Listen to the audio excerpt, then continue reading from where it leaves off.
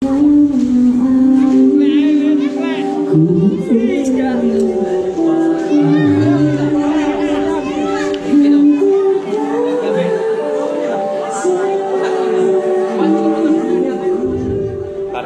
Gunung Gombang mempunyai acara spiritual, yaitu acara larungan saji itu.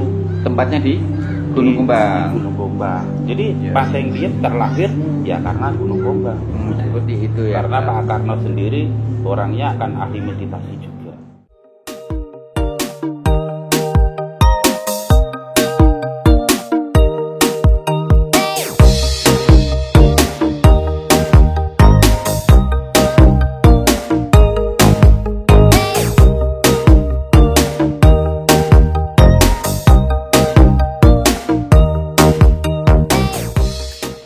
Asal usul Pantai Ngliep ini kok sampai Pak Soekarno itu mempunyai suatu gagasan ide seperti itu. Historinya gimana itu? Jadi begini, jadi Pak Karno itu pra kemerdekaan memang sering kesini.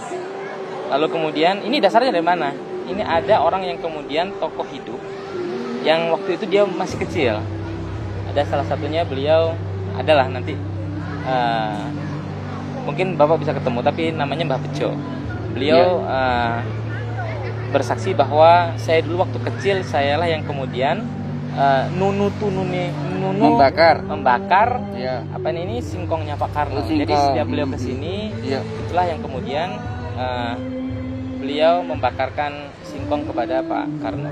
Jadi entah kenapa Pak Karno itu cinta betul dengan Pantai Ngliep, sehingga diabadikan dalam syair beliau, aku melihat Indonesia. Dan luar biasanya, ini Pantai Ngliep disebutkan satu-satunya pantai di syair itu, di alinea pertama dan kedua di paragraf pertama.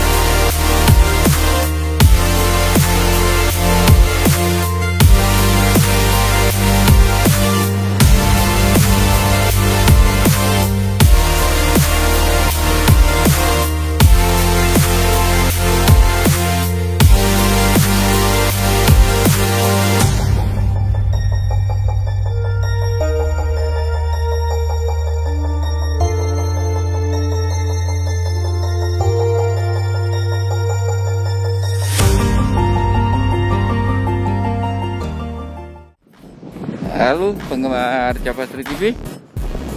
Sekarang kita kembali ke Pantai Ngliep. Persisnya ada di Gunung Gombang. Karena ada permintaan dari pengembang untuk membongkar misteri yang ada di Gunung Gombang. Misteri apa sih sebenarnya yang ada di Gunung Gombang? Semoga nanti dalam penelusuran ini kami ketemu dengan salah satu narasumber atau juru kunci, Bapak Santoso yang dulu itu. Saya ingin mengulik keberadaan orang yang dari Vietnam atau Thailand. Sebenarnya ada apa dia sampai berani membangun tempat ibadah di atas bukit Gunung Gombang ini. Di samping itu kami juga akan bertanya kepada Pak Santoso, kenapa yang dinamakan ini Gunung Gombang? Apakah dulu di sini banyak kumbang? Kumbang itu kalau bahasa Indonesia lebah. ataukah macan kumbang atau harimau kumbang yang hitam meles, tapi kami belum tahu. Oleh sebab itu penggemar, kita telusuri keberadaan Gunung Kumbang kembali, sehingga kami akan mengetahui secara detail apakah misteri yang ada di Gunung Kumbang maupun historinya. Oleh sebab itu penggemar, ikuti terus penelusuran ini sampai ke tempat tujuan. Oke penggemar, kita lanjut.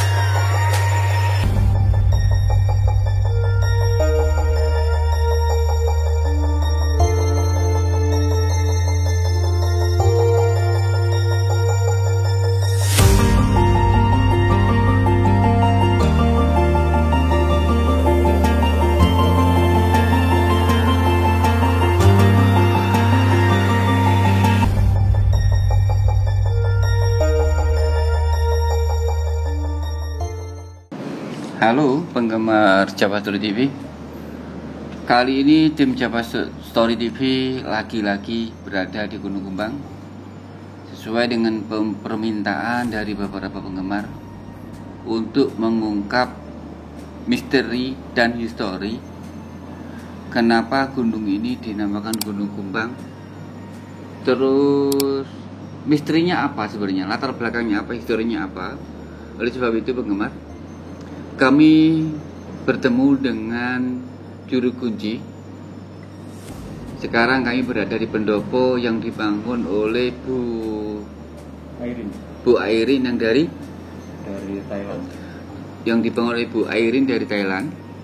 Nah, saya mencoba untuk mengulik latar belakang dulu mengenai historinya Gunung Kumbang.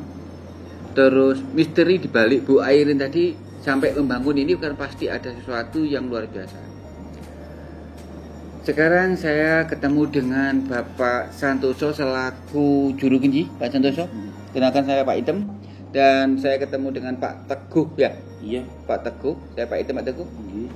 Kalau diperkenankan, saya ingin tanya ini, latar belakang Gunung Kumbang ini kok sampai dinamai Gunung Kumbang?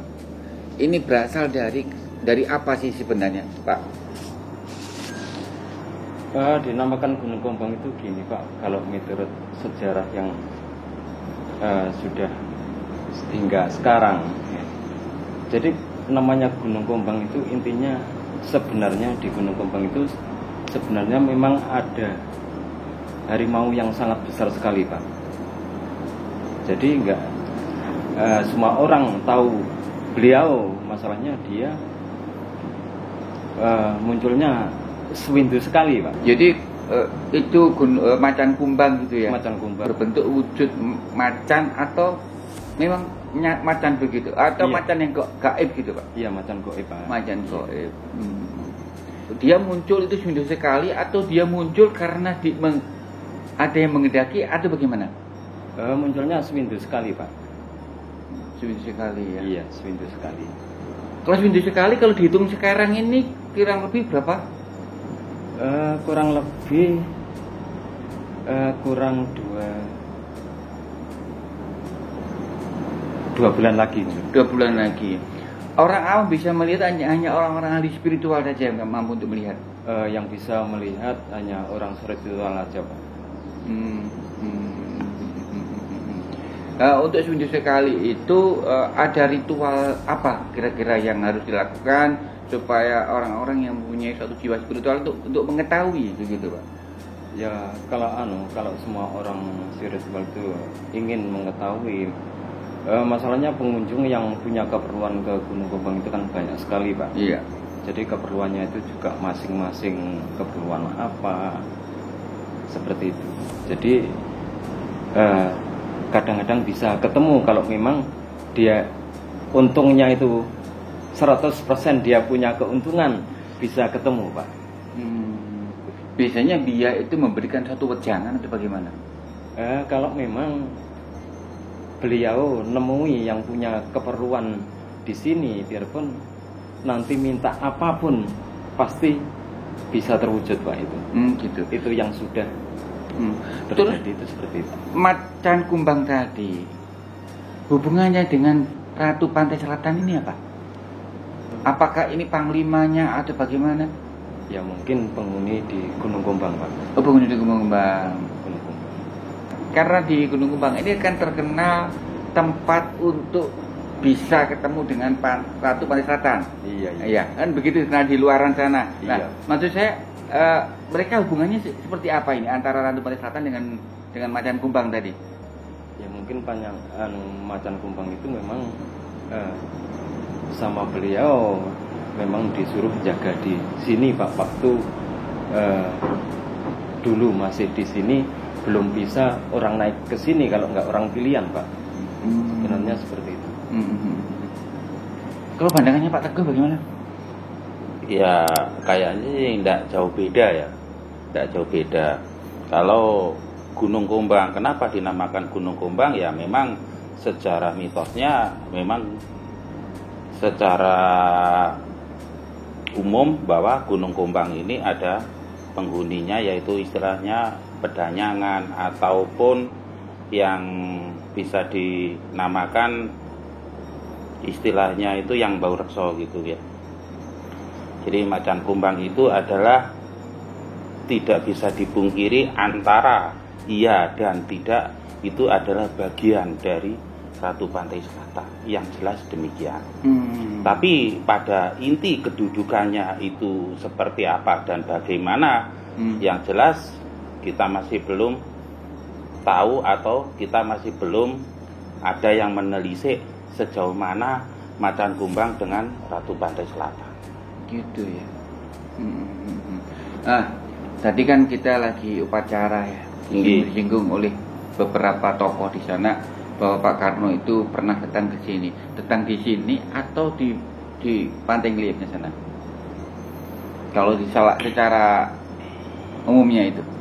Kalau secara umum Pak, Pantai Ngeliep ini panjang. Dulu sebelum ada pemilahan bagian-bagian, kalau dulu itu Pantai Ngeliep ya mulai dari ujung barat Pasir Panjang sampai di seputaran Gunung Gombang ini adalah satu titik, satu naungan, satu nama Pantai Ngeliep. Sedangkan Pantai Ngeliep secara utuh itu terlahir karena Gunung Gombang. Gitu ya. Karena Gunung Gombang mempunyai acara spiritual, yaitu acara larungan saji itu. Tempatnya di Gunung Gombang. Di Gunung Gombang. Jadi Pantai Ngeliep terlahir ya karena Gunung Gombang. Jadi secara prinsipnya pada waktu itu Pak Karno secara otomatis sering meditasi di Gunung Gombang. Seperti itu kemungkinan seperti itu ya. Karena Pak Karno sendiri orangnya akan ahli meditasi juga. Betul. Karena tadi disinggung asal usul ngeliep itu orang Jawa mengatakan liep kayak orang leyeh ngantuk. Nah, jadi kayak kalau kita itu mendengar musik alunan musik ombak kan begitu. Nah, makanya itu sampai sesuatu Bu yang dari Thailand tadi mempunyai satu nazar atau memang keinginannya untuk membangun pendopo seperti ini tuh sebenarnya apa? Beliaunya itu orang susah atau bagaimana sehingga di sini itu dia terkabul permintaannya atau bagaimana sehingga dia mampu untuk membangun pendopo seperti ini sebenarnya itu sebetulnya. Kalau mendangan Pak Santoso gimana itu? Ya sebenarnya kalau Mama Airin itu sebenarnya dulunya orang susah Pak. Pernah ngontrak di Malang sampai sekarang di Malang sudah beli rumah sendiri lah di Kota Malang. Ini sudah ada di Kota Malang. Waktu itu memang Mama Airin itu punya Pak, mungkin punya nadar. Ya barangkali dia punya keperluan itu sudah tercapai apa yang diminta, mungkin mau mendirikan pendopo untuk semua orang yang mempunyai hajat yang sama. Seperti itu. Kalau menurut jenengan apa kira-kira hampir sama dengan persepsi apa yang disampaikan oleh? Ya kalau masalah Mama Airin kita lihat dari lahir dan batin. Kalau masalah batin, mohon maaf kami tidak tahu sebetulnya batin dan kehendaknya Mama Airin secara pribadi maupun secara jemaat. Karena Mama Airin adalah pimpinan jemaat. Oh gitu. Ya. Jadi secara batin saya tidak tahu, tetapi secara lahir dia mampu membuat sebuah aula dan bisa kita lihat seperti ini. Ya dari satu sisi memang materi. Dan di samping materi juga jemaat-jemaat beliaunya juga banyak dan dia juga punya tempat juga di Pelabuhan Ratu. Dan tempat ibadah juga untuk komunitas beliaunya. Dan saya tahu bahwa beliaunya beribadah di sini yang jemaat-jemaatnya itu mohon maaf ya kulit putih ya. Jadi entah itu orang Thailand atau Vietnam atau orang dari Singapura, saya kurang tahu juga, tapi yang jelas itu adalah kulit putih. Dan masalah dia bisa membangun di sini sudah memberitahu kepada pengelola wisata dan pernah saya antar juga ke kepala desa Gedung Salam, kepala desa kita setempat ini. Namun tindak lanjutnya sejauh mana perizinannya bisa seperti ini ya mohon maaf kami kurang tahu. Kami hanya waktu itu secara lahir kita mengantarkan sejauh itu. Tadi Bapak menyebutkan bahwa Mama Airin itu mempunyai suatu komunitas, ya, satu komunitas atau jamaahnya. Apakah itu jamaah dari negara sana atau memang komunitas itu juga dari bangsa kita ada yang ikut di dalam jamaah tersebut? Sebagian dari Pak, dari bangsa kita yang dari Kota Malang, dari Kota Surabaya, dari Kota Jakarta, juga dari Thailand juga. Dalam bentuk apakah kita di situ hanya untuk mengentingkan cipta, meditasi, ataukah ada ritual-ritual yang lain? Hanya menginginkan cipta Pak dengan larung sesaji. Oh, seperti itu. Misteri apa yang sebenarnya ada di sini Pak? Yang menurut Bapak ini yang orang itu mempunyai suatu prasangka bahwa Gunung Kumbang itu tempat yang sakral banget Pak. Ya kalau dari kami Pak sebagai generasi muda, mungkin generasi sudah beberapa generasi lah menginjak ke saya ini, ya seharusnya dan harus tahu karena pada inti dan posisinya Pantai Ngliep itu tercipta oleh leluhur kita.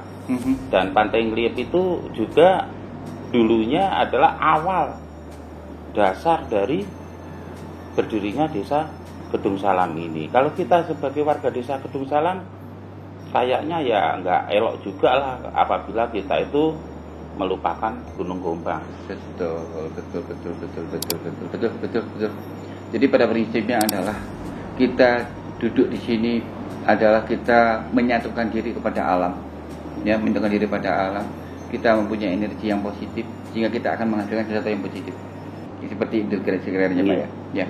Di dalam dilihat dari sudut metafisika, menurut jenengan bagaimana? Menurut jenengan bahwa ada sesuatu yang lebih lagi untuk diungkapkan Pak? Kalau metafisika ya saya pikir kita pada teori umum saja, bahwa berdirinya desa itu adalah dasar-dasarnya juga dari sini. Dari leluhur kita yang berasal konon katanya, karena kita kan sudah generasi jauh. Betul. Konon katanya itu adalah bagian dari Punggawa ataupun kerabat keraton Ngayogyakarta, Adiningrat, Yogyakarta sana.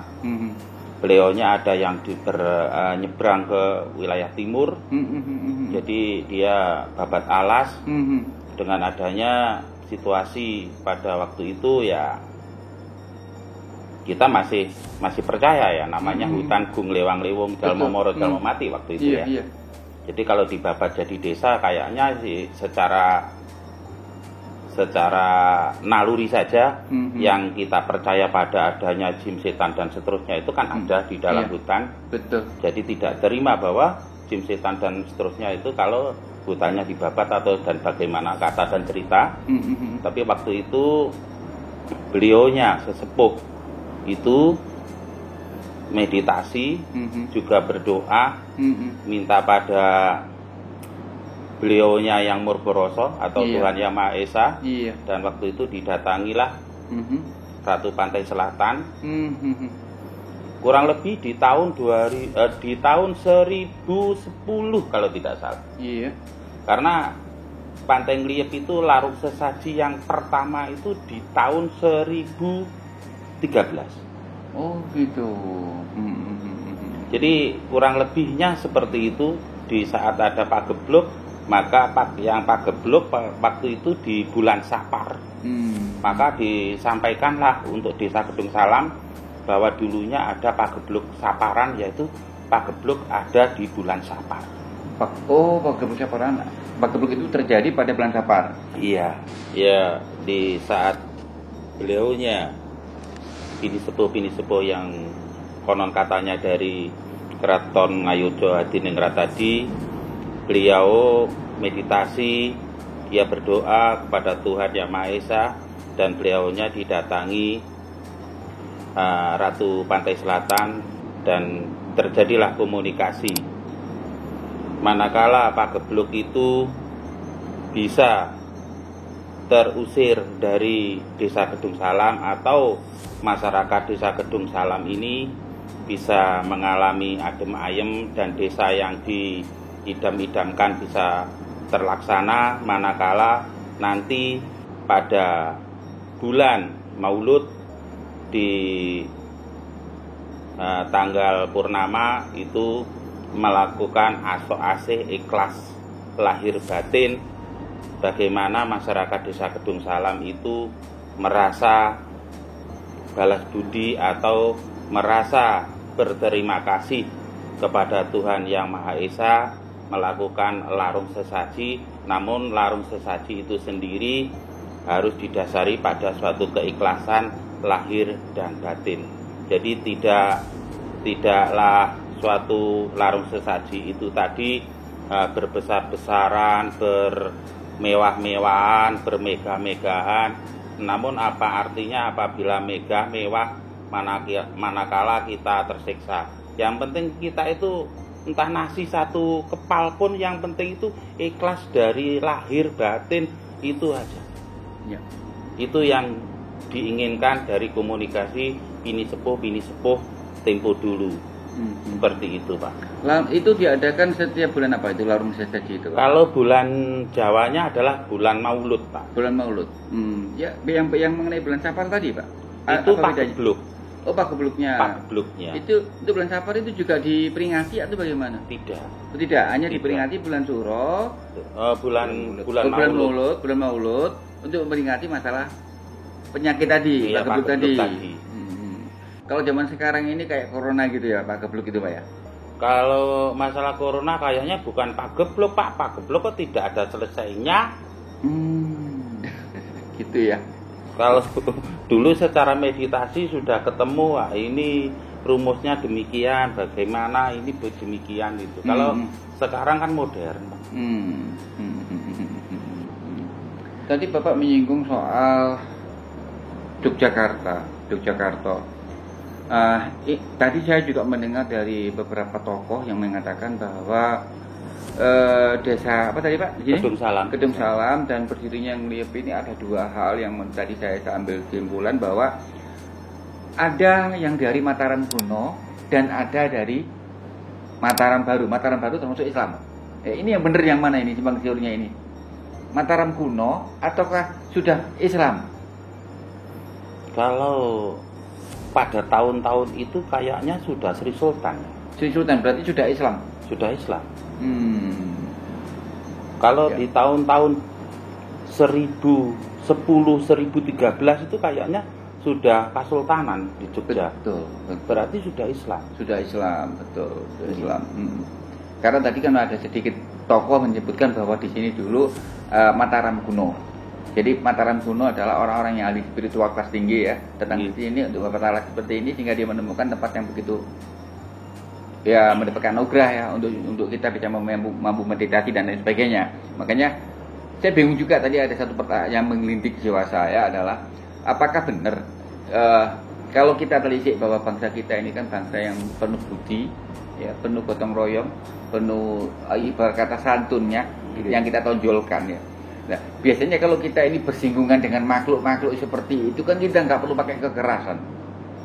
Dengan adanya santun kita, bagaimana kita berbicara, kita memohon izin kan seperti itu. Secara terus makhluk-makhluk yang abstral mungkin bisa mengizini. Tapi kalau kita dengan jiwa yang keras, ya kita pasti ditabrak kan begitu Pak ya. Iya. Jadi kalau cerita tadi saya tadi kesimpulan, jelas kita pada zaman Mataram kuno. Karena bangsa kita tidak lupa terhadap santun, beretika, ya beretika. Tapi kalau makhluk-makhluk seperti itu ditabrak dengan kekerasan pasti berontak itu, merasa dirinya terus sih. Tapi kalau kita nyuwun sewu, mohon izin, lo kan beda lagi, kan begitu. Matur suwun sangat Pak Santoso, Pak Teguh atas informasinya, semoga bermanfaat bagi penggemar ada yang di luar sana, ya terutama bagi bangsa kita supaya generasi muda berikutnya betul-betul sadar banget bahwa kita jangan pernah melupakan sejarah dimanapun penggemar berada. Tolong saya harap jangan pernah melupakan sejarah. Jati diri bangsa ini begitu besar, begitu berharga.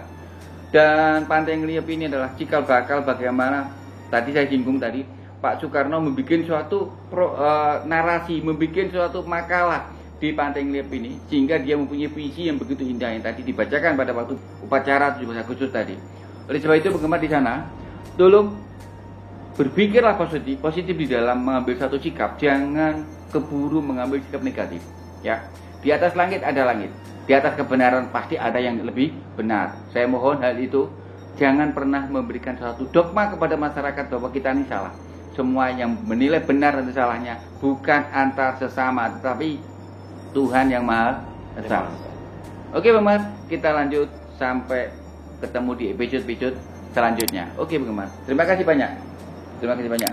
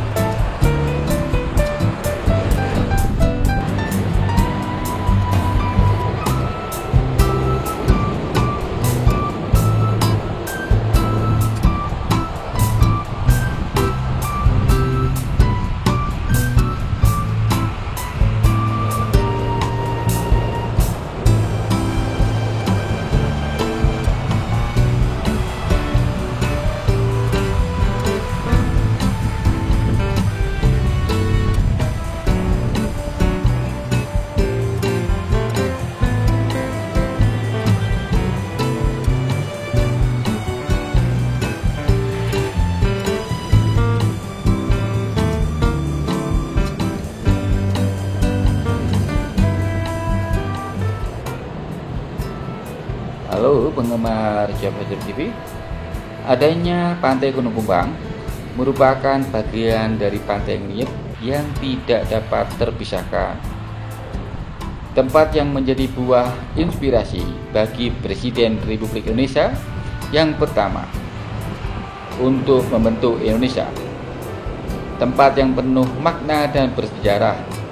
Oleh karena itu, janganlah kita sebagai bangsa Indonesia melupakan sejarah kita, karena bangsa yang besar adalah bangsa yang menghargai sejarah bangsa itu sendiri. Bagaimana pendapat penggemar tentang Pantai Gunung Kumbang yang ada di Pantai Ngeliep ini? Dan bagaimana pendapat penggemar makna sejarah dalam edisi 17 Agustus 2020 di Pantai Ngeliep? Tinggalkan pendapat penggemar di kolom komentar. Tapi jangan lupa subscribe, like, comment, and share, dan klik tanda lonceng agar penggemar mendapatkan notifikasi kami dari video-video selanjutnya. Masih ada liputan di tempat wisata lainnya yang penuh makna dan bersejarah yang akan kami sajikan untuk penggemar setia Java Story TV. Ikuti terus penelusuran jejak dan fakta kami, jejak dan fakta Java Story TV. Sampai jumpa di episode selanjutnya.